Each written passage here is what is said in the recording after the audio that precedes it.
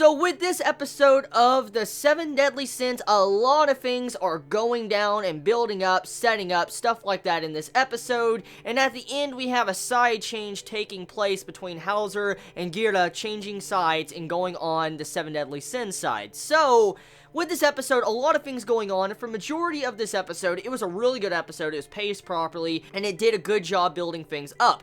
The only issues I have with this episode is animation and art style issues, and the Black Hound's introduction. Now, majority of you, if you've been following my reviews for a long time now, most likely you know how I feel about the Black Hound, or you've heard somewhat about the Black Hound.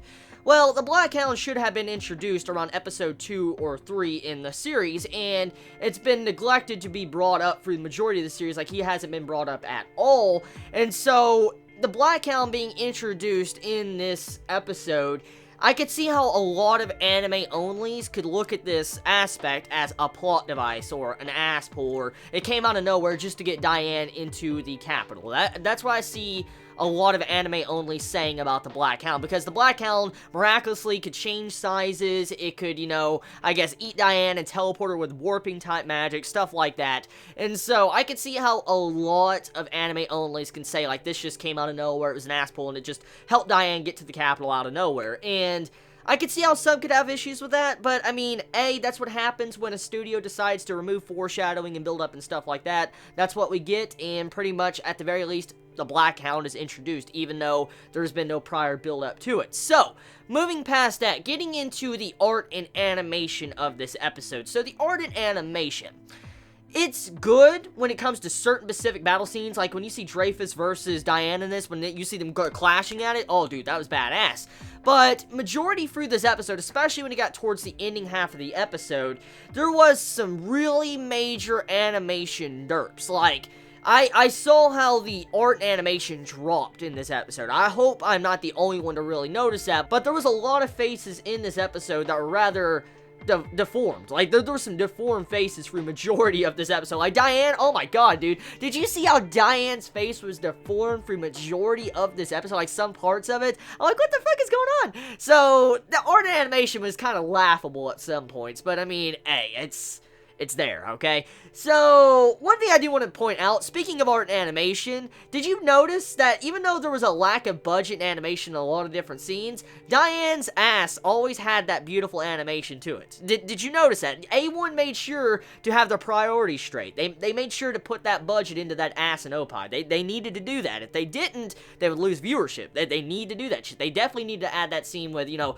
the Black Hound eating Diane, you see the ass and all that. So, you gotta love how they have those priorities. They're willing to show the Black Hound as long as it has that fan service Diane in it. If it has that, they're fine with showing, you know, the Black Hound. Well, also if it has that, you know, Diane fan service. So, besides that, moving past those, okay? The episode has a lot of different build-ups. It has the overall fight between this mysterious magician, or scrawny magician, as Hindy's magician says in this episode. And then Hindy, is about to fight Arthur, and you're like, oh shit. So, Arthur versus Hindy. And also in the episode, you have it to where, like, Galther, Bond, and Meliodas, they're trying to figure out what they're gonna do. Like, they're standing in the middle of, like, the town, like, so you don't know technically what is going to happen next. I mean, Bond says, like, we should probably go to the castle to try to find the princess, and from what we can see is they're going to be splitting up to probably try to find where the princess is, what's going on in that explosion, stuff like that. So there's a lot of things going on here. Like, it's a very crazy situation because there's a lot of mini-fights going on, a lot of fights building up, changing sides, stuff like that. And along with that, we get a lot of different development going on here. For instance, Gira in this episode, she shifts her role of what she wants to do. Like, she joins the Sin side because she wants to find out more about her father, and along with how Helbram was attacking the town, like some form of villain. And he's like, oh, if we're knights to become heroes, we have to make sure we make the villains even more villainous, don't we? And so he's blowing up parts of the town that Diane was walking towards to make it look like she was hitting the town and destroying the town. And so Helbram, we got to see a little bit more characterization of him, and you see how Girda doesn't really accept this at all, and she went to try to go defend her brother, and she joined Diane's side because she saw what was about to happen to him, thanks to Helbram. So, you gotta love that. You gotta love that little build up in this episode. And then Hauser, here's one thing I do want to mention about Hauser. as I said about 4 episodes back, I think it was 4, maybe even 5, I said 4 or 5 episodes back that Hauser's entire scene with Diane was completely cut out. The development and a little bit of character interactions between those two characters were kind of just axed and omitted from the anime. So Hauser and Diane didn't have this, like, one development scene that really progressed some form of romance vibes Hauser has, because in this episode, it's quite obvious as anime only, you can see that Hauser has some form of romantic feelings towards Diane in this episode. Like, you see how he's starting to slightly crush on her, not want to hurt her or anything like that.